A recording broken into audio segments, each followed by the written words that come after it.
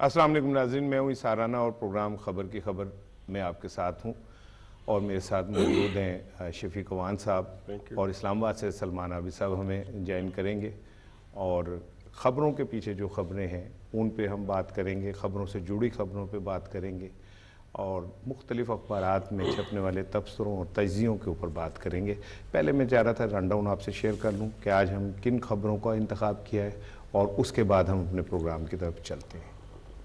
पहली खबर जो है वो हमने ली है नई बात से, जिसमें वज़ीर आज़म जनाब इमरान खान साहब ने कल लाहौर में बड़ा मसरूफ़ दिन गुजारा और उन्होंने जो ख़िताब करते हुए गुफ्तगू की उनमें एक था कि गुर्बत के ख़ात्मे के लिए हुकूमत तमाम वसाइल इस्तेमाल करेगी।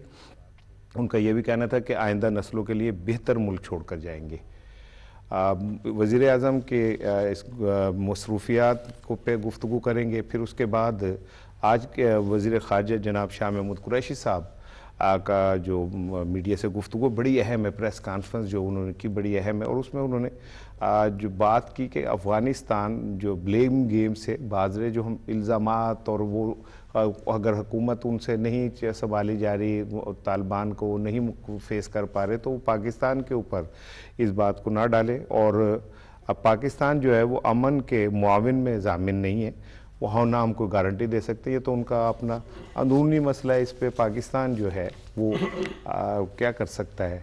तीसरी खबर बड़ी इम्पॉर्टेंट है और वो है जनाब फवाद चौधरी साहब की, जो उन्होंने जो इलेक्ट्रॉनिक वोटिंग मशीन है उसके हवाले से गुफ्तगू की है। उन्होंने कहा कि जो आइंदा इंतखाबात हैं वो इलेक्ट्रॉनिक वोटिंग मशीन पर कराए जा सकते हैं और इसका बेहतरीन जो धांधली का शोर मचता है उसको ख़त्म करने का एक बेहतरीन जो रास्ता है वो यही है कि इलेक्ट्रॉनिक वोटिंग मशीन को सामने लाया जाए। फिर उसके बाद क्रिकेट के ऊपर बात करेंगे।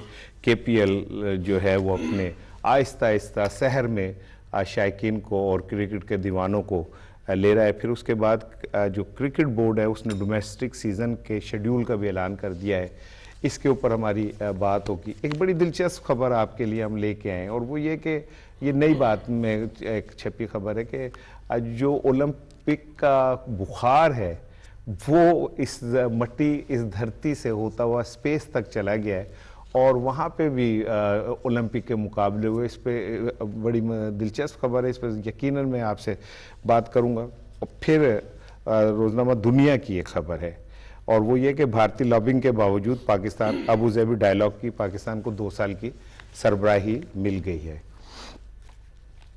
फिर आज यकम मुहर्रम है और 19 अगस्त को जुमेरात को आशूरा होगा और इस पे भी हम बात करेंगे। अब लेकिन सबसे पहले मैं अपनी गुफ्तगू का आगाज़ करना चाह रहा हूँ वज़ीर आज़म इमरान खान साहब की, जो कल उन्होंने लाहौर में गुफ्तगू की उसके हवाले से। शफीक अवान साहब, ये बात, ये जुमला उनका कहना आइंदा नस्लों के लिए बेहतर मुल्क छोड़ के जाएंगे, बदकिस्मती हमारी ये रही है कि जो हुकूमत भी आई वो उसने सब 5 साल पे फोकस किया कि इस पे मैं कुछ पुल बना दूं, इस पे हम सड़कें बना दें, उसके हम फीते काट दें, उसके ऊपर हम तकरीरें कर दें, अखबारात में हम अपनी कवरेज करा लें, बल्ले बल्ले करा लें और उसके बाद मुल्क को एक कर्ज़ों की दलदल में, एक कर्ज़ों के सूद की दलदल में छोड़ के हम बैरून मुल्क जाके मौजे करने लगें। तो मैं समझता हूँ कि अगर हुकूमतों का और हुक्मरानों का फोकस ये हो कि हमने आने वाली नस्लों को भी कुछ देना है तो बहुत तब्दीली आ सकती है इस मुल्क में। वज़ीर आज़म ने जो कल ये गुफ्तगू की, मैं चाह रहा हूँ कि इस पर हम बात करें और आपसे मैं आगाज़ करना चाह रहा हूँ कि आप इस पर कोई कमेंट्स करें। Thank you very much. पहले तो ना आपको और हमारे तमाम देखने वालों को सुबह बखैर। आज एक नई सुबह का आगाज हुआ है। मैं भूल गया, आपने अच्छा किया याद करा दिया। हमारी दुआ है कि जो आज की सुबह है उनकी कल की सुबह से बेहतर हो। आमीन। और हम एक पाकिस्तान को फलता फूलता देखें। आपने बात की प्राइम मिनिस्टर के गुर्बत के खात्मे की। अब देखें, प्राइम मिनिस्टर ने ये कहा कि जो चाइना मॉडल है, अब मसला ये है कि हमने एक फिक्रा उचक लेते हैं और उसको बस नेगेटिविटी शुरू कर देते हैं। अब चाइना ने गुर्बत पे काबू पाया, इसमें कोई डाउट नहीं है। कम से कम जो उन्होंने एक बात की उसको अगर कि कोई मेथड दुनिया के अपना के अगर हम लोगों को रिलीफ दे सकते हैं और लोगों को ईज कर सकते हैं, तो इससे बड़ी खिदमत हो ही नहीं सकती। आपने बिल्कुल ठीक कहा जी, नालियां गटर बना दो, ये कर दो, वो कर दो, लेकिन आने वाली नस्लों को आप क्या दे रहे हो? तो ये उन्होंने बड़ी अच्छी बात की है कि उन्होंने एक मैसेज दिया, एक पैगाम दिया, एक विजन दिया है कि भाई फिर कल देखें, कल मेवाकी जंगल का उन्होंने इफ्तिताह किया, तो वो एक और बहुत बड़ी अचीवमेंट है। इस पर हम कल भी बात कर चुके हैं बिल्कुल। और आज जो उन्होंने ये जो इजाफी बात की है कि इन्होंने ये अपना गुर्बत के खात्मे की बात की है, और इसमें देखिए हुकूमत अपने वसाइल सारे इस्तेमाल कर रही है। गुर्बत जो है ना, गुर्बत खास तौर पे जो ये आपका ये कोविड आया है, कोविड के बाद पूरी दुनिया की इकॉनमी जो है ना वो स्क्वीज हो गई है, और उसके बावजूद भी हम जो है हमारी एक्सपोर्ट तरक्की कर रही है, हमारी इंडस्ट्री तरक्की कर रही है। इट मीन्स कि अपना गवर्नमेंट जो कर रही है, स्टेप ले रही है, उसके पॉजिटिव रिजल्ट आ रही हैं। बाकी ये कहना कि ये हुकूमत महंगाई ये चीज़ सारी चलती रहती है। सलमान साहब, बिलियन ट्री के हवाले से हमने कल भी गुफ्तगू की।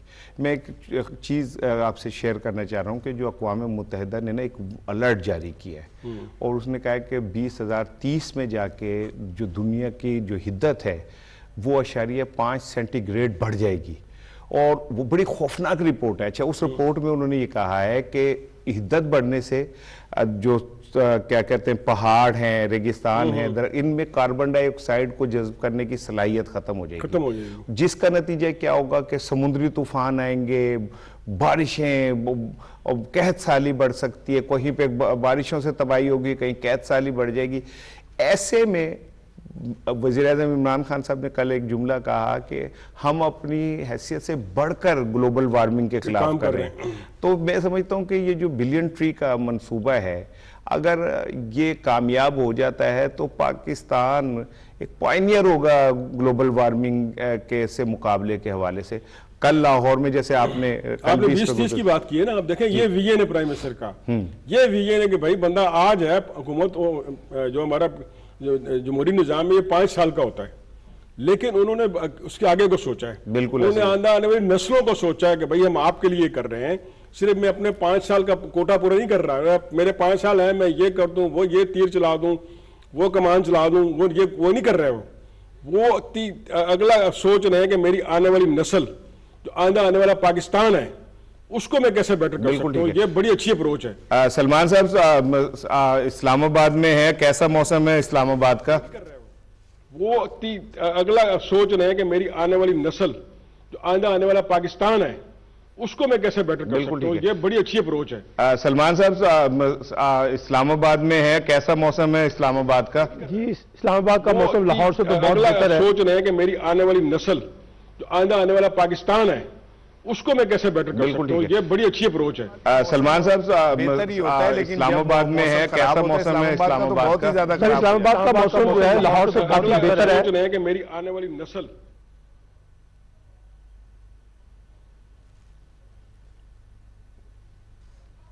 इस्लामाबाद में है, कैसा मौसम है? हम बात कर रहे थे ग्लोबल वार्मिंग के हवाले से, तो जो रिपोर्ट मैंने शेयर की, मेरा ख्याल है इस पे सलमान साहब से जब हम लाइन पे आएंगे तो बात करेंगे, लेकिन मैं चाह रहा था अफगानिस्तान की सूरत हाल पे बात करना। रोज़ बरोज़ सूरत हाल जो है वो ख़राब हो रही है। डेफिनेटली तालिबान का जूजू वहाँ असर रसूख बढ़ रहा है, जूजू उनका ग्रिप बढ़ रही है, अफ़गान हुकूमत कमज़ोर हो रही है, और पाकिस्तान का पहले दिन से ये मौक़िफ़ है कि भाई वहाँ पे मुज़ाकरात करके बैठ के एक जिसे कहते हैं ना कंसेंसस के साथ हुकूमत बनेगी, जब तक नहीं बनेगी यही सूरत हाल रहेगी। अब हो ये रहा है कि अब पंजाबी कहते हैं डिग्या खोती तोते गुस्सा को म्यार देते, ठीक है ना। नाकामी अमेरिका को, भारत को, अफगानिस्तान में हो रही है, और वो इल्जाम हम पे लगा रहे हैं। अब वो आज अमरीकी क्या कहते हैं वो वजारत खारजा के तर्जुमान का भी है कि जी जो हमसाया ममालिक हैं अफगानिस्तान के, वो यूं करें यूं करें। और भाई पाकिस्तान क्या करे? पाकिस्तान तो पहले दिन से रोल अपना अदा कर रहा है, और इसके बावजूद देखिए एक फिक्रा में प्राइम मिनिस्टर को जो ग्लोबल वार्मिंग को जो कर रहे हैं, ये बिलियन ट्री लगा रहे हैं, आज तक किसी प्राइम मिनिस्टर, किसी हुकूमत को ये तौफीक नहीं हुई। चले आप 70 साल को छोड़ें, पिछले जो 25-30 साल से हुकूमतें तब से मसला आ रहा है ना, तो भाई उन्होंने इस तरफ गौर ही नहीं किया, इसको कंसिडर ही नहीं किया। इतना इंपॉर्टेंट ये चीज़ थी। बहरहाल शुक्र है कि प्राइम मिनिस्टर इसको अपना कंसिडर कर रहे हैं और इसके पॉजिटिव रिजल्ट होंगे। आपने बात की शाह महमूद कुरैशी साहब के ब्लेम गेम की। अब देखिए, इल्जाम आयद करना राणा साहब सबसे आसान काम है कि आपकी टाई ठीक नहीं है जी, आपकी चश्मा ठीक नहीं है जी, आप कहिए मेरा कोट ठीक नहीं है। तो ये असल है कि ब्लेम गेम आप ना करें, आप पॉजिटिव की तरफ आए, आप देखें कि हम पाकिस्तान से क्या ले सकते हैं, दुनिया से क्या ले सकते हैं हम।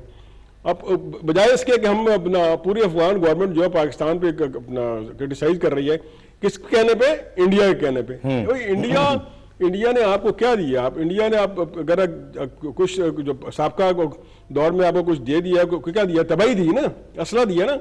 हमने तो कहा कि भाई हम आपके ना पार्टनर वॉर नहीं है, हम पार्टनर पीस है, पार्टनर तरक्की है। हाँ, उन्होंने कहा कि हम अमन के मुआविन हैं। हम कल भी इसमें बात कर चुके हैं कि भाई कोई मैं आप समेत पूरी दुनिया इथियोपिया ले लें, दुनिया का छोटा से छोटा मुल्क ले लें, उसके जो लोग हैं वो ये नहीं चाहेंगे कि उनके मुल्क में अफरा तफरी हो, उनके मुल्क अमन चाहते। और तालिबान को हम इतना क्रिटिसाइज करें, तालिबान को ना माजरत के साथ राणा साहब गाली बना दी है।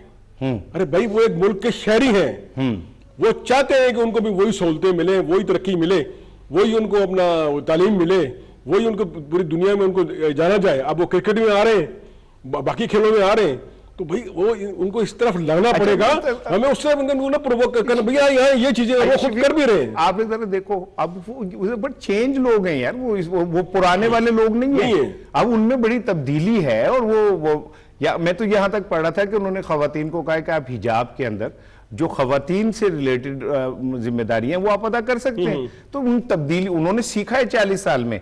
मैं सलमान साहब से बात हो सकेगी। सलमान साहब, आज शाह महमूद साहब का जो ये आज का बयान है, और इसमें अभी शफीक साहब और मैं दोनों हम इस पे बात कर रहे थे, तो मेरा ख्याल है कि अभी ना कुछ टेक्निकल वो है। मुझे ऐसा लगता है कि किस्मत ने आपको और मुझको ना इकट्ठा कर दिया है, और हमारे दरमियान कोई जालिम समाज नहीं आ सकता। हमारे साथी है यार। मैं टेक्निकलिटीज की बात कर रहा हूँ। सलमान तो हमारे इस मुसल्लस का तीसरा कोना है, और इनके बगैर तो मुसल्लस लेकिन मैंने ये देखा है कि अब वो टेक्निकल इशू हो जाता है। हाँ, लेकिन हम लगता है ऐसे कि मेरी और आपकी जो गुफ्तगू है ना, उसमें जरा रब्त जो है वो अच्छा देखो, अब शाह महमूद कुरैशी साहब का एक जुमला मैं आपसे शेयर करता हूँ। उन्होंने ये कहा कि जी जो हम अफगानिस्तान में अमन के लिए मुआविन है, हम जामिन नहीं है। हाँ, मतलब सारी चीजें साढ़े थे ना पा दो। बिल्कुल बिल्कुल। 80 भाई, जब वजीर आजम इमरान खान साहब नेटो फोर्सेस मौजूद थी तो वो ये कह रहे थे कि मुज़ाकरात कर लें, और भाई टेबल पे बैठ जाओ, आ जाओ गुफ्तगू, तब तो आप मान नहीं रहे थे।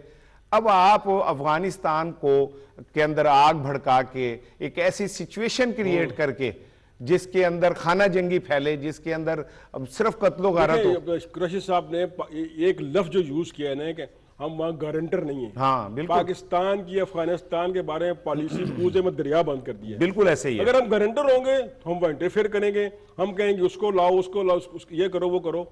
आप उनको खिलाकी मदद करें, और पूरी दुनिया देखें। मैं कल भी हमने बात की थी कि पूरी दुनिया चाह रही है कि वहां अमन हो, और वो उसको एडमिट कर रहे हैं। बिल्कुल ऐसे ही है। बहुत बड़ी बात की उन्होंने कि हम गारंटर नहीं है, हम फैसिलिटेटर हैं, हम आपकी जो हेल्प कर सकते करेंगे, और पूरी दुनिया कर रही है। और हमारी दुआएं देखें, ये जो देखें ना आप, अब अमेरिका गया वहां से, 40 साल से वो लोग जंग कर रहे हैं, 20 साल से ये फेज है। अब अमेरिका गया वहां से, तो आप एकदम ना करें कि बटन ऑन ऑफ नहीं है। आपने बटन ऑन ऑफ किया, जनाब अमन हो गया, तालिबान सब कुछ अमन के गीत गाने लगे, तो इसमें टाइम लगेगा। और उन्हें टाइम दें, और उनको भी एहसास है कि भाई तरक्की के अलावा कुछ नहीं है, भाई पीस के अलावा कुछ नहीं है, और उन्हें टाइम दें कि वो उसको गेन करें इसको। बिल्कुल ठीक है। अच्छा फाज, एक चीज हम जब से बड़े हुए हैं, बचपन से लेके मैं तो बड़ा नहीं हुए। अच्छा नहीं, मैं समटाइम मैंने फील होता कि नहीं, मैं हूं बड़ा ही हो गया है। अच्छा, जो जिम्मेदारियों का बोझ है ना शफीक साहब, वो इंसान को बूढ़ा करता है अदरवाइज।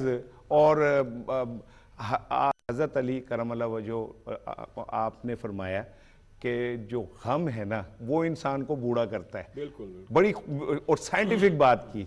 अच्छा, हम एक अरसे से सुनते आ रहे हैं, जब भी इलेक्शन होता है एक ही बात होती है, हारने वाला कहते हैं धांधली हो गई। धांधली हो गई, मैं नहीं मानता।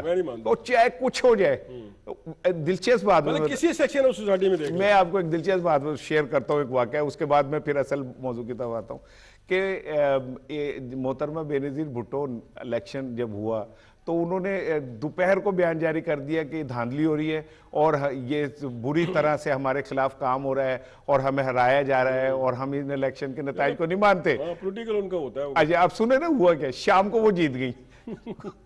लतीफा ये हुआ कि वो शाम को पीपल्स पार्टी जीत गई। सिस्टम पे एतमाद नहीं था ना। हाँ, फवाद साहब इस पे काम कर रहे हैं। हाँ, अब जब फवाद साहब का कल ट्वीट भी हुआ, फवाद साहब ने इस पे मीडिया पे भी गुफ्तगू की कि जो ये इलेक्ट्रॉनिक मशीन है ये इन तमाम मसाइल का हल है इसमें और फिर इसमें तो और उनका ये इंटरनेट से नहीं है, ये एक इलेक्ट्रॉनिक मशीन है। का फियर है पोजीशन का। उसमें राणा साहब देखें, इतना बड़ा अचीवमेंट है कि ना उसमें इंटरनेट है, ना उसमें वाईफाई है, ना उसमें कोई और टेक्नोलॉजी है।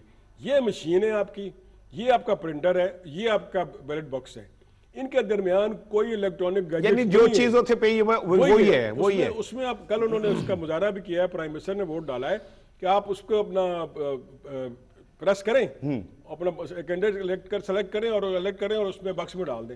अब देखिए अपोजिशन इस पे बात करने को तैयार नहीं है। अरे भाई डायलॉग नहीं करोगे, बात नहीं करोगे, कि दूसरे की बात सुनोगे नहीं, तो आप ये मैं नहीं मानूं, ये मेरे नहीं मानूं नहीं चलेगा। और ये अच्छी बात है कि इन्होंने पार्लियामेंट के अंदर वो मशीन रख दी है। उसका कोई जो भी आया हो जी देखो, देख लो, ठोक बजा के देख ले आप उसे एक दफा। अब देखें उनकी जो मरियम औरंगजेब उन्होंने कहा था कि उसको पार्लियामेंट में लेके आए, ले आए तो पार्लियामेंट डिस्कस है, अरे भाई आ गया है तो बजाय के हट दर्मी के नहीं, ये एक अच्छा काम अगर इमरान खान कर रहा है वो नहीं करना। अच्छा सलमान साहब, अच्छा काम जो भी करे ना उसको अप्रिशिएट करना चाहिए, और वो सिस्टम के लिए ना। वो जो बात आपने की ना कि धांधली की, जब सब कुछ सामने आ जाएगा, रिजल्ट सुबह 6 बजे आ रहा है, अगले दिन 3 बजे आ रहा है, इधर आपने वोट डाला, इधर वो काउंटिंग है, वो सामने आ गया, सबको पता चलता चले जाएगा, पता चल जाएगा। तो इसलिए अपोजिशन को मेरी रिक्वेस्ट है, ठीक है, ख्वाहिश है मेरी हाथ जोड़ के कि भाई आप सिस्टम में आए, अगर उसमें को कहते हैं कि ये खराबी है वो खराबी, उसको दूर करें, इसको आउटराइटली रिजेक्ट न करें, इसमें आपका ही फायदा है, इसमें हमारा फायदा है। अच्छा सलमान साहब, अब जो फवाद साहब ने ये बात की है, उन्होंने कहा कि देखें 5 जो मशीनें हैं ना, 5 कंपनियां जो हैं वो उन्होंने ये मशीनें तैयार की और जो इलेक्शन कमीशन की शराइत पे पूरी उतरती है उसे, और देखें ना हुकूमत नहीं फाइनल कर रही, इलेक्शन कमीशन एक खुद मुख्तार इदारा है, वो उसको फाइनल करे, और ये इलेक्शन कमीशन की अपनी नेकनामी के लिए भी बड़ा इंपॉर्टेंट है। सलमान साहब, इस पे आपकी मैं राय चाह रहा था कि ये एक इनकलाबी काम हो जाएगा। देखिए सादाना साहब, बुनियादी बात यह है कि पाकिस्तान की सियासत और जमहूरियत की क्रेडिबिलिटी और जो उसकी ट्रांसपेरेंसी के लिए जरूरी है कि इस मुल्क में शफाफ इंतखाबात हों, क्योंकि आप भी जानते हैं, शफीक अवान भी जानते हैं, मैं भी जानता हूं कि पाकिस्तान की इलेक्टोरल हिस्ट्री जो है उसमें काफी कॉन्ट्रडिक्शन है, और हमारे यहाँ एक रिवायत नहीं है इंतखाबी नताइज को तस्लीम करने की। जो भी हारता है वो ये समझता है कि उसको धांधली के जरिए हराया गया है, और हर इंतखाबात के बाद हम एक सियासी शोर जो है वो इंतखाबी धांधली का सुनते हैं। इसीलिए आज जिस वक्त इमरान खान साहब ने ये 2013 के अंदर इंतखाबी धांधली का सवाल उठाया, उसके ऊपर एक जुडिशियल कमीशन बना, और उसके बाद अब जब हम इलेक्ट्रॉनिक वोटिंग मशीन के ऊपर जा रहे हैं, तो हमें इसको अप्रिशिएट करना चाहिए, क्योंकि हमें देखिए इलेक्टोरियल हिस्ट्री के कॉन्टेक्स्ट में दुनिया के तजर्बात से सीखना चाहिए कि दुनिया किस तरीके से ट्रांसपेरेंट इलेक्शन को इंश्योर करती है, उसमें लोगों की पार्टिसिपेशन को बढ़ाती है, और किस तरीके से इलेक्शन की क्रेडिबिलिटी को इनहांस किया जाता है। तो मैं ये समझता हूँ ये एक बहुत अच्छी तजवीज है, और मेरी तो अभी पिछले दिनों साबिक सेक्रेटरी इलेक्शन कमीशन कमर दिलशाद साहब से भी बात हो रही थी, तो उन्होंने कहा कि ये बिल्कुल ठीक है, इलेक्ट्रॉनिक वोटिंग जो है ये होनी चाहिए, ताकि जो लोगों के अंदर डाउट्स हैं वो खत्म हो जाएं, और पाकिस्तानी सियासत में ये रवायत चल पड़े कि लोग जो है वो इंतखाबात की क्रेडिबिलिटी को तस्लीम कर लें। तो इसमें जो फवाद चौधरी साहब काम कर रहे हैं उसको भी उनको अप्रिशिएट करना चाहिए, और खास तौर पे प्राइम मिनिस्टर जो है जिस तरीके से इलेक्शन ट्रांसपेरेंसी को इंश्योर करना चाहते हैं, और हर जगह कह रहे हैं कि, और इसमें बहुत अच्छी डेवलपमेंट हुई है कि जो थोड़े से तहफुजात थे अपोजिशन जमातों के, उनको भी हुकूमत ने दूर किया है, और दोबारा डायलॉग की तरफ आए हैं, मफाहमत की तरफ आए हैं, निगोशिएशन की तरफ आए हैं कि आइए बैठ के दोबारा उन मामलात को देख लेते हैं, क्योंकि कुछ कहा जा रहा था कि कुछ ऐसी अमेंडमेंट है जो कॉन्स्टिट्यूशन से जरा मुतसादम है, उनको भी दूर करने की बात की जा रही है। तो मैं ये समझता हूँ ये एक बहुत अच्छी अपॉर्चुनिटी है पाकिस्तान के पास और पाकिस्तानी पॉलिटिकल पार्टीज के पास, सोसाइटी के पास, कि वो इलेक्शन की ट्रांसपेरेंसी को इंश्योर करने के लिए ये जो इलेक्ट्रॉनिक वोटिंग हो रही है इसको तस्लीम करें, इसी को बुनियाद बनाकर आगे बढ़े। और हमें उम्मीद करनी चाहिए कि जब 2023 का इलेक्शन होगा तो उसमें वो सवालात नहीं उठेंगे जो हम माजी के इंतखाबात में उठाते रहे हैं। बिल्कुल ठीक है। आप सलमान साहब मेरा आपसे सवाल है, आप इस्लामाबाद में बैठे हैं, आप एक वर्कशॉप अटेंड कर रहे हैं, तो उसमें आप सलमान साहब आप इस्लामाबाद बैठे हैं, एक वर्कशॉप अटेंड कर रहे हैं और वहाँ भी आप सारी डिस्कशन होती होगी। मेरी जो इलेक्शन कमीशन के हुकाम से बात हुई है, मैंने कहा इसमें मशीन में मसला क्या है? वो कहते हैं यार कुछ भी नहीं, बस सियासी पॉइंट स्कोरिंग है। हमने उन्हें कहा है कि आप हम उन्हें इकट्ठा कर रहे हैं, पोजीशन को भी, हुकूमत को भी, आप आए इस पर अपना ओपिनियन दें। आप तो आप क्या समझते हैं कि इस्लामाबाद का जो पोजीशन है और वहाँ का क्या माहौल है? क्या आपकी किसी से बात हुई है, कुछ उन्होंने आपने को डिस्कस किया है कि भाई आप आए, इसको कम से कम इसको कामयाब करें, ये आप लोगों के लिए ये? अच्छा, वैसे बात ये है राणा साहब, यही मैं आपसे, जो मैंने कहा यही मैं आपसे पूछना चाहता हूँ। ज़ाहिर आप भी घूमते फिरते हैं, आप भी 25-30 साल से इसी में अब दस्त की सयाई कर रहे हैं, तो क्या वजह है कि कहाँ पे डेडलॉक, कहाँ पे बॉटलनेक, कहाँ पे अनाय है, क्या है? बात यह है कि शफीक साहब, जब हम जर्नलिज्म में आपुर में आए थे तो हमारा एक बाल सफ़ेद नहीं था और अब अल्हम्दुलिल्लाह एक बाल जो है काला नहीं है। ये तो मैंने तो रंग रोगन किया हुआ है। बात यह कि अपोजिशन कभी भी किसी भी दौर में कभी ये नहीं चाहती कि जो हुकूमत है ना उसको कोई क्रेडिट जाए। अच्छा, अब ये मसला ना किसी सियासी जमात का है ना, ये किसी लीडर का, यार ये कौम का मसला है भाई, मसला है, उनका अपना मसला है भाई। अगर फेयर होंगे इलेक्शन, इसी को तो रोते हैं, आने देना। अगर धांधली होती है भाई, उसको आजमा लें आप, एक मौक एक्सरसाइज कर लें आप, आपको भाई, अगर आपको ये जोम है ना कि आपके अवाम में बड़ी रसाई, तो फिर डर किस बात का है? आप घबरा क्यों रहे हैं? बात यह है कि एक दफा इसे करने दें, दूध को दूध, पानी का पानी सामने आ जाएगा, ठीक है ना? एक ब्रेक लेते हैं, वो दूर कर लें जी बिल्कुल, एक ब्रेक लेते हैं। कोई भी चीज स्टार्ट में आहिस्ता आहिस्ता इंप्रूव होती है और ये तो बड़ी शफाफ है, पार्लियामेंट में रख दिया है जी, आप खुद बटन दबा के देखें, अंदर देखें, इधर उधर देखें, अपने शक दूर करें। उसके बाद पार्लियामेंट, मैं समझता हूं कि पार्लियामेंट को अपना किरदार अदा करना चाहिए, क्योंकि इलेक्शन की शफाफियत का सबसे ज्यादा फायदा पार्लियामेंट को होता है। जब हम इलेक्शन को मशकूक कर देते तो पार्लियामेंट के ऊपर भी आ जाता है। अशफीक साहब, एक ब्रेक लेते, मेरा ख्याल है जरा थोड़ा सा मैं ब्रेक के बाद हम और फ्रेश होकर बात करेंगे। एक ब्रेक लेते हैं, ब्रेक के बाद फिर आते हैं। फूलों का देश पेशावर,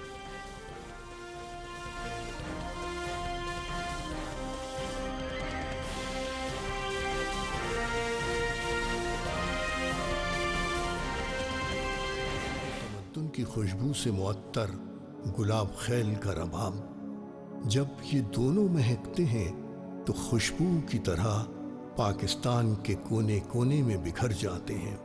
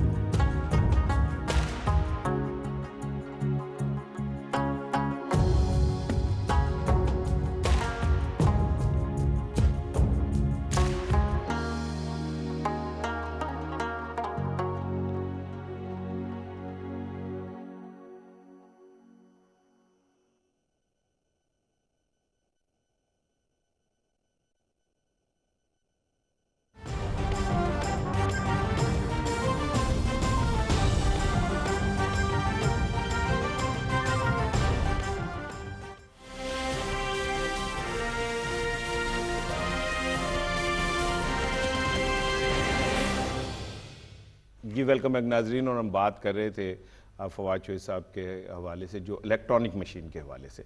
सलमान साहब, इलेक्शन कमीशन को जो इख्तियारात देने का मामला है उसका बिल सेनेट में है।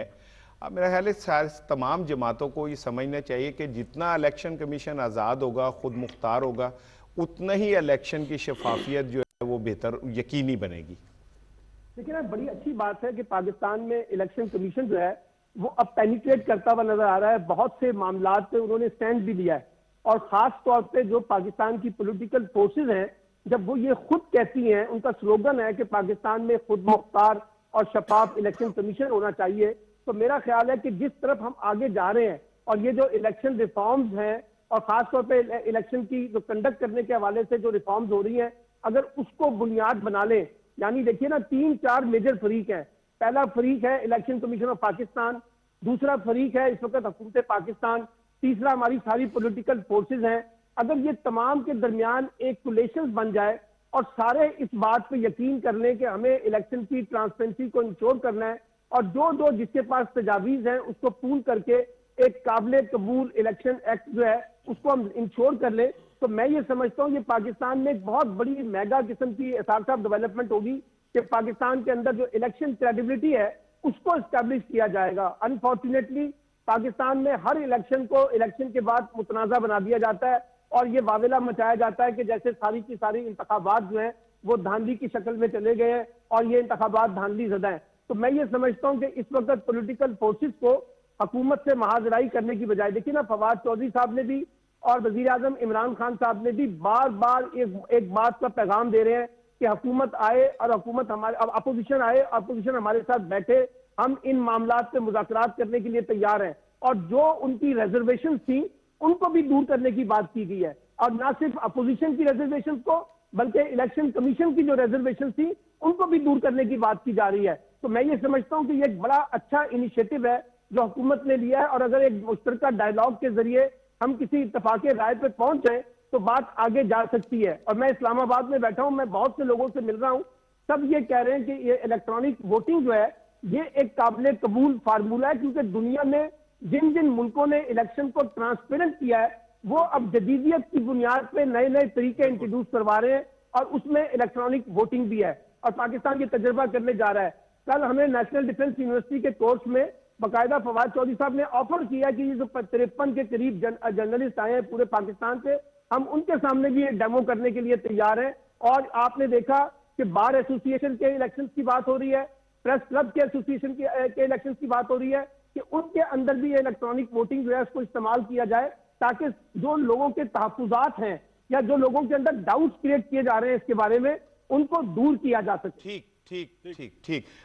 शफीक साहब, इसमें एक नई चीज और भी आ गई कि भाई ये तो पूरे पाकिस्तान के अंदर शफाफियत आ सकती है। आप हर स्टेज के ऊपर वो मशीन लगाएं और उसके बाद शफाफियत, वो किसी सतह के भी इलेक्शन हो, कहीं के भी इलेक्शन हो, तो शफाफियत के लिए तो इससे बेहतर और कोई चीज नहीं। फवाद साहब ने ये भी कहा था कि आपने अपने प्रेस क्लब के ना इलेक्शन वो करवाए। आपको पता है मैं प्रेस क्लब के जो इलेक्शन कमीशन होता हूँ, तो चेयरमैन इलेक्शन कमेटी होता हूँ। एक बात तो बताए, ये क्या चक्कर है कि हर दफा आप ही चेयरमैन इलेक्शन कमीशन होते हैं? मुझे तो ऐसा लगता है कि प्रेस क्लब जो है ना वो आपको आके कहती है कि खुदा का वास्ता में कोई नहीं मिल रहा, आप बन जाए। असल में होता यह है कि लोगों को डिस्प्यूट होता है, लोग एक दूसरे की सुनते नहीं, उनकी मेहरबानी पूरी कम्युनिटी की वो मुझे अपना इज्जत देते हैं। शफीक अवान गैर जानिबदार, आज से मैं तो ये कहूँगा शफीक अवान गैर जानिबदार है। वो फवाद साहब ने कहा आप इस पे कराएं, बिल्कुल हम कराएंगे। उस पर हम बल्कि दिसंबर में इलेक्शन होते हैं, नवंबर में हम उसका मॉक करेंगे ताकि लोगों को कहीं से तो आगाज बिल्कुल रिजल्ट देखें, रिजल्ट वहां भी अगले दिन आता है। तो ये अच्छी बात है कि शुक्रिया फवाद साहब का, उन्होंने इनिशिएटिव लिया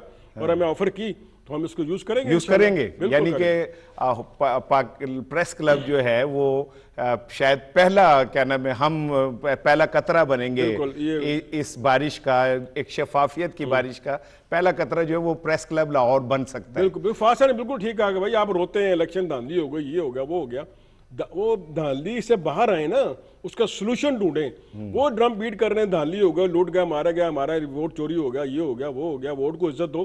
तो भाई वोट को इज्जत इस तरीके, वोट की जब सैंटिटी कायम होगी ना, जब वोट काउंट ठीक होगा तो उस वक्त तो वोट को इज्जत होगी ना। बिल्कुल तो सही। आप ये हुकूमत आपके लिए काम कर रही है, मेरे लिए कर रही है, और अवाम के लिए कर रही है, अवाम के लिए कर रही है। रिजल्ट आएगा इससे और क्या चाहिए? उसमें आप अपना जो आपने इनपुट देना उसमें दें, लेकिन उसको रिजेक्ट ना करें। सलमान भाई, एक मुझे बड़ा पिछले दिनों हंसी आई जब आज़ाद कश्मीर के इलेक्शन हो रहे थे, तो आज़ाद कश्मीर का जो इलेक्शन कमीशन था वो मुस्लिम लीग नून का बनाया हुआ था, और जो उनके सरबराह थे वो समदी थे क्या उसका, और उसके बावजूद वो कह रहे थे कि जी धांधली हो रही है। मेरा ख्याल है ये कोई रट्टू तोते वाली बात नहीं है। देखिए, इसमें बड़ी दिलचस्प बात यह है कि मुस्लिम लीग नून जब इतराज कर रही थी आजाद कश्मीर के इंतखाबात के बारे में, तो आपको पता है इरशाद साहब के बहुत से हलकों में मुस्लिम लीग तीसरे नंबर पे थी।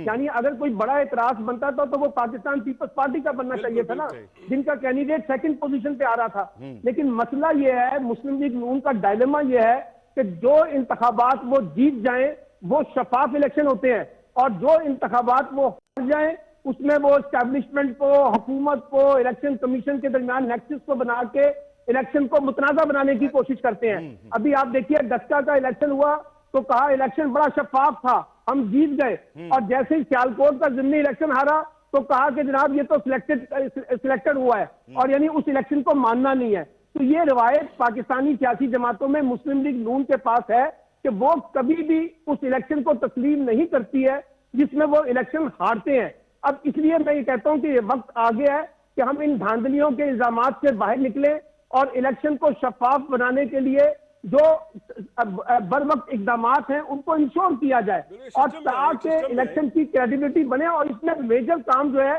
वो आप हमारे मीडिया का है, सिविल सोसाइटी का है, कि वो लोगों को ज्यादा से ज्यादा एजुकेट करें कि जो इस वक्त इलेक्शन ट्रांसपेरेंसी के हवाले से इकदामात उठाए जा रहे हैं ये बर वक्त भी है, ट्रांसपेरेंट भी है, और वक्त की जरूरत भी है। एक इलेक्शन कमिश्नर ने तो कह दिया कि भाई हम कराएंगे इसी मशीन से, और उस इलेक्शन कमिश्नर का नाम है शफीक अवान। वो वादा कर चुके हैं कि वो शफीक अवान ने इलेक्शन कमिश्नर ने कि कहा जी हाँ हम कराएंगे इसके ऊपर। गुड। अच्छा शफीक साहब, कुछ बहुत सारी खबरें रह जाती हैं, तो मैं कह रहा हूँ हम इस पर जल्दी आज वजीर दाखिला साहब का जो बयान एक सामने आया, उन्होंने कहा जी मियाँ नवाज शरीफ साहब के पास दो ही ऑप्शन है, ठीक है, या वो सियासी पनाह ले लें या अपील कर दें।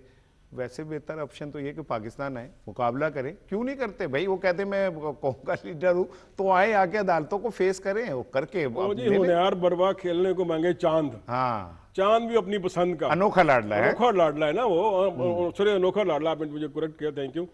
तो भाई आप देखें, आपने सिस्टम में रहना है ना। अब आवाम को आपसे इनकार हो गया, और शेख साहब ने बिल्कुल ठीक कहा है कि आपका दो ही ऑप्शन है, और उन्होंने उनको ऑफर कर दिया कि भाई मैं पासपोर्ट जारी कर देता हूँ, आप पाकिस्तान आ जाएं।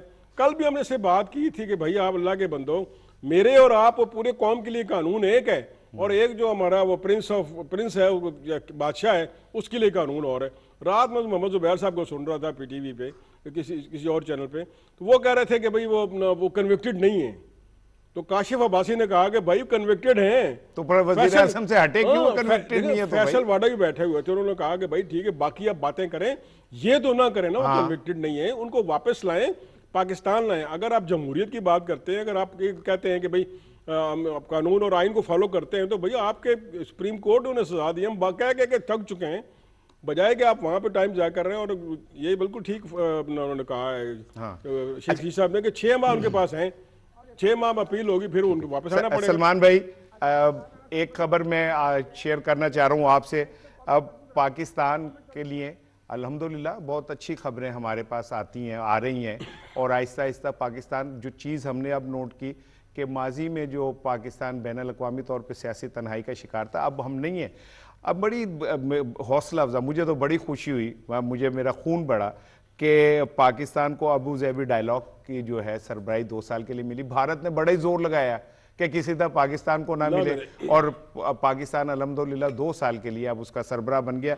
सलमान साहब, मैं समझता हूँ कि हमारी जो खारजा पॉलिसी है, और बरादर इस्लामी ममालिक से, और जो एशिया के ममालिक और पूरी दुनिया के साथ जो हमारी खारजा पॉलिसी है, अब वो हकीकी जो इक़दार है उसके मुताबिक आगे बढ़ रही है।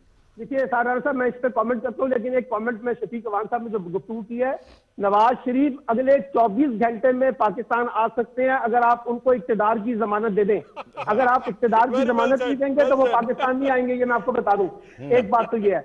दूसरी बात ये है कि जो एसार साहब आपने सवाल उठाया है, ये बहुत अच्छी डेवलपमेंट है जो दुबई डायलॉग की बात की गई है, देखिए हिंदुस्तान इस वक्त हमें पॉलिटिकली, इकोनॉमिकली ज्यादा से ज्यादा जिसे कहते हैं डिस्ट्रैक्ट करने के एजेंडे पे अमल कर रहा है। जहां जहां पाकिस्तान को अपॉर्चुनिटी मिल सकती है उसमें सबसे बड़ी रुकावट खुद हिंदुस्तान बन जाता है, और यहां पर भी उसने किया। आपको मालूम है अभी FATF के हवाले से हिंदुस्तान ने इतराफ किया है कि पाकिस्तान जो इस वक्त ग्रे लिस्ट में है वो हमारी वजह से है। यानी हिंदुस्तान बकायदा बराह रास्त इतराफ कर रहा है कि हम पाकिस्तान को ग्रे लिस्ट में रखेंगे वरना हम उनको ब्लैक लिस्ट में ले जाएंगे। यानी जितनी सफारती तरीके से हिंदुस्तान अपनी लॉबी के जरिए पाकिस्तान मुखालिफ एजेंडे को तकवीत दे रहा है वो एक सवालिया निशान है। और ये जो दुबई डायलॉग में पाकिस्तान की शिरकत है ये यकीनी तौर पर हिंदुस्तान के लिए एक बड़ा झटका है। और आप देखिए कि पाकिस्तान की जब हम कहते हैं ना फॉरेन पॉलिसी के कॉन्टेक्स्ट में, तो खास तौर पे जो रीजनल कॉन्टेक्स्ट में हमने एक नैरेटिव बिल्ड किया है कि हम दुनिया के साथ इंगेजमेंट की पॉलिसी अपनाना चाहते हैं। हम कॉन्फ्लिक्ट में नहीं जाना चाहते, हम कॉन्ट्राडिक्शन में नहीं जाना चाहते, हम वॉर जोन में नहीं जाना चाहते। हम इंगेजमेंट करके दुनिया के साथ अपने आप को इकोनॉमिकली जोड़ना चाहते हैं, पॉलिटिकली जोड़ना चाहते हैं, सोशली जोड़ना चाहते हैं। तो मैं ये समझता हूं कि पाकिस्तान इस वक्त एक राइट ट्रैक के ऊपर है। अगर से हमें मुश्किलात हैं और वो लोग जो पाकिस्तान को आइसोलेट करना चाहते हैं, पाकिस्तान को गैर मुस्तकम करना चाहते हैं, वो अपना खेल खेल रहे हैं। यानी अफगानिस्तान पीस प्रोसेस में भी आप देखिए कि जिस तरह की एफर्ट्स पाकिस्तान कर रहा है उसको अफगानिस्तान के अंदर से अफगान हुकूमत भारत की हमायत के साथ डिस्ट्रैक्ट कर रही है। तो ऐसे में मुझे लगता है कि पाकिस्तान को ज्यादा कॉन्शियसली अपनी फॉरेन पॉलिसी को लीड लेनी पड़ेगी। बिल्कुल ठीक है सलमान साहब। शफीक साहब, आपने कितने ट्रैवल किए बाय एयर? काफी सारे किए होंगे। मैं अगर आपको कहूँ आइए शफीक साहब जरा फिजा में चलते हैं और वहां जाके फुटबॉल खेलते हैं, कैसा महसूस करेंगे फुटबॉल के? बिल्कुल, मैं इस पे आता हूँ। पहले मैं डायलॉग के हवाले से बात कर दूं। ये 2008 में इनिशिएट हुआ था ये, और उसमें 18 ममालिक हैं और उसमें इंडिया भी शामिल है। और इंडिया की मुखालफत के बावजूद हमें इसका चेयरमैन बनाया गया। ये बड़ी खुशआइंद बात है। जुल्फी बुखारी साहब ने इसको अपना ट्वीट किया। और देखें ये स्टेप बाय स्टेप चीज़ें चलती हैं। जैसे FATF की बात की उन्होंने, तो ये चीज़ें जो हमें हेल्प आउट करती हैं कि अगर हम इंटरनेशनल बॉडी के में आते हैं, कोई अपना इलेक्ट करते हैं, हमें ऊपर आते हैं, तो उसमें जो है वो हमें ये एक पैकेज डील हो जाती है और उसमें हमारा इमेज जो है सॉफ्ट इमेज वो बेहतर होता है। फिर आपने अपनी बात किया आपने जी फुटबॉल। नहीं जरा इधर आओ। अगर मैं आपको चैलेंज करूं, गुफ्तगू कर लिया मैं अगर आपको चैलेंज करूं कि आए फिजा के अंदर मेरे साथ जिम्नास्टिक खेले, मेरे साथ फुटबॉल खेले, मैं ये क्यों कह रहा हूँ? जो ओलंपिक्स, टोक्यो ओलंपिक्स जब हो रहे थे तो बड़ी एक दिलचस्प खबर ये आई कि जो फिजा के अंदर जो है ना एक ओलंपिक छोटा सा खेला गया और 2 टीमें बनाई गई, और ये 2 टीमों के दरमियान जो है ना बाकायदा ड्रैगन और दूसरी जो टीम थी जुविस के दरमियान बाकायदा मैचेस हुए। तो इंसान कहीं पे भी हो वो अपना रास्ता निकालता है। देखें ये अच्छी बात है कि उन्होंने ऊपर यानी हजारों मील ऊपर रह के एंजॉय किया और वहाँ ओलंपिक्स को सेलिब्रेट किया। कैसे सेलिब्रेट किया?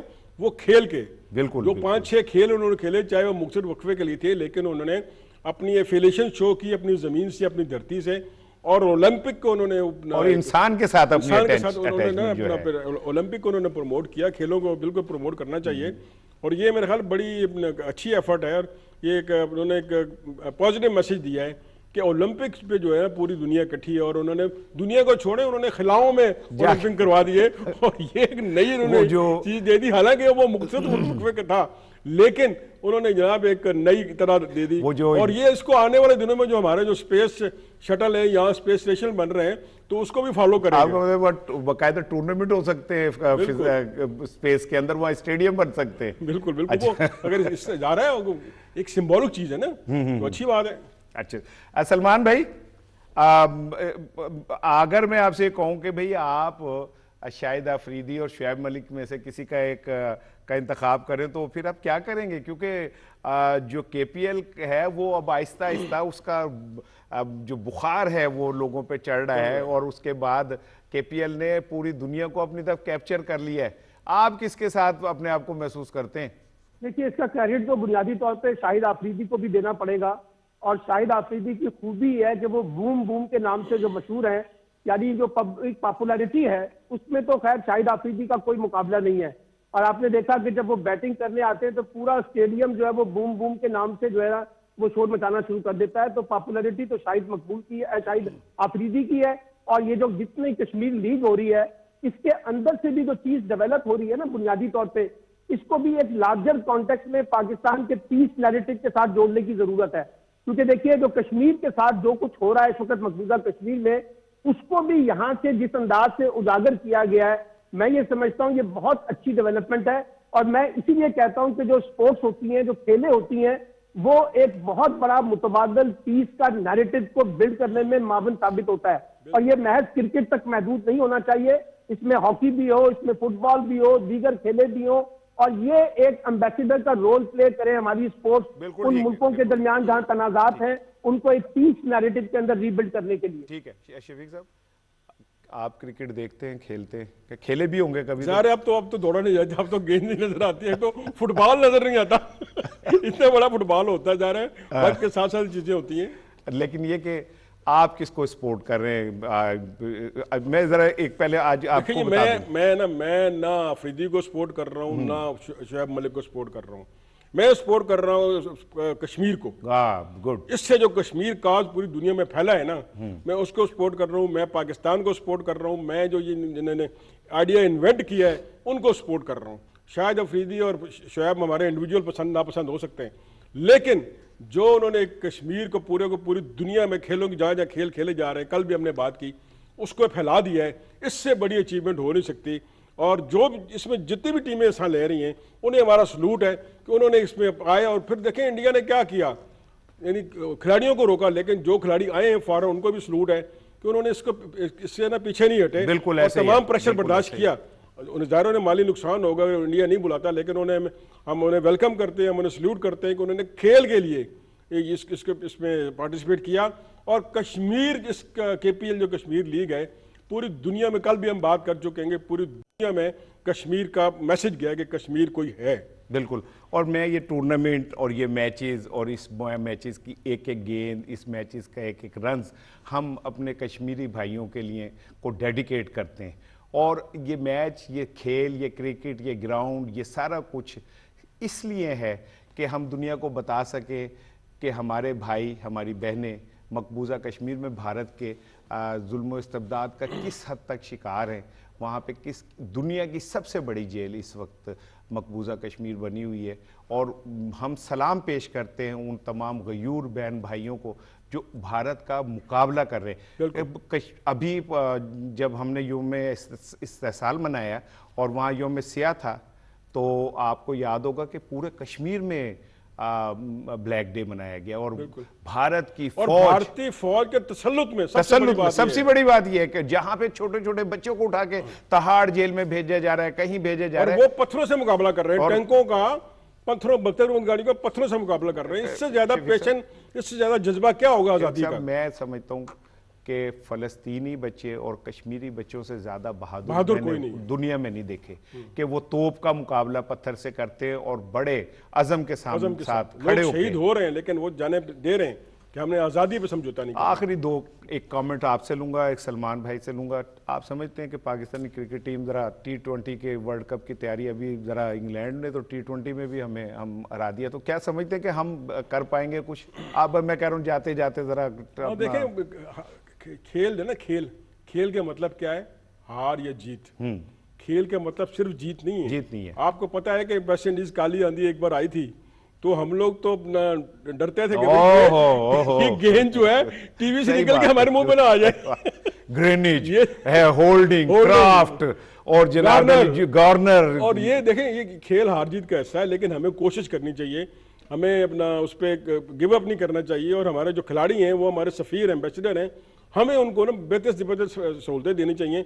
और जो आपके अरशद साहब हैं जो जेवलिन थ्रो, उनकी वजह से हमें पता चला कि भाई क्रिकेट के अलावा बाकी ये चीजें भी। सलमान साहब, जो टेक मैं चाह रहा हूँ कि सिंपल सी बात है कि पाकिस्तान की जो क्रिकेट टीम है T20 में इस वक्त दुनिया की बेस्ट टीमों में शुमार होती है। और एक अच्छी टीम समझी जाती है T20 की। मुझे लगता है कि अगर हम वर्ल्ड कप की तैयारी को फोकस करके उस पर फोकस कर ले और जितने भी ग्रे एरिया हैं इस वक्त क्रिकेट में T20 के हवाले से उसको एड्रेस कर ले, तो हम ज्यादा बेहतर नताइज हासिल कर सकते हैं T20 वर्ल्ड कप के अंदर। जी बिल्कुल ठीक है। नाज़रीन, प्रोग्राम का वक्त खत्म हो रहा है और सेल साहब हमारे आज उन्होंने हमें ज्वाइन किया और हमारी बाकी प्रोडक्शन टीम जो है हम एफर्ट कर रहे हैं कि इस प्रोग्राम को बेहतर से बेहतर बनाते चले जाए। वक्त लगता है कुछ चीज़ों को बनने में, बेहतर होने में। हम कोशिश कर रहे हैं कि इस प्रोग्राम में हम बहुत सारी चीज़ों को डिस्कस करें और बहुत सारी चीज़ों को लेके आएँ, और उम्मीद है कि हम आपके जो ज़ौक़ मेयार है उसके ऊपर पूरा उतरने की कोशिश करेंगे। आज यकम मुहर्रम है और जुमेरात तो 19 अगस्त को यौम आशूर होगा, और जो पैगाम है असल वो यही है कि हमें हमेशा सच के साथ खड़ा होना है। और क्या खूब कहा था कि गरीब व सादा व रंगी हैं दास्तान हरम, नहायत उसकी हुसैन इब्तिदा है इस्माइल। अपना ख्याल रखिएगा, कल इंशाल्लाह फिर मुलाकात होगी। अस्सलाम वालेकुम।